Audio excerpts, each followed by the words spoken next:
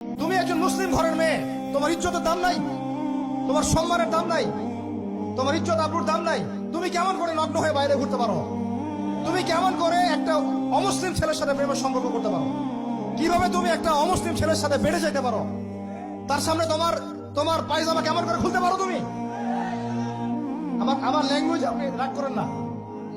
আমি খুবই fed up এদের উপরে। একটা মেয়ে একটা মুসলিম ছেলের কাছেই তো যাইতে পারবে না অবৈধভাবে। যাইতে হইলে তোমার শর্ত তিনটা: বিয়ে করতে হবে, বালেগ হইতে হবে, সাক্ষী থাকতে হবে, মোহর দিতে হবে, তারপর যাইতে পারবে। মুসলিম তো মুসলিম করতে করতে এখন অমুসলিমদের সাথে প্রেম করা শুরু করছো। আর যখন অমুসলিমদের দ্বারা তোমরা ধর্ষিত হচ্ছ, তোমাদেরকে পাচার করতেছে, তখন বলে এসে আমাদের কাছে চিঠি লেখো যে আমরা এখন কি করব। এদের কি ভাইয়া নাই? বাসায় কি বাবা নাই? বাসায় ভাই নাই? এই চক্র থেকে সাবধান থাকেন।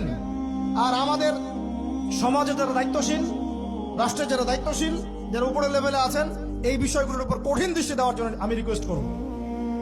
আমরা কিন্তু কোনো ধর্মের মানুষের সাথে কোনো দ্বন্দ্ব চাই না, চাই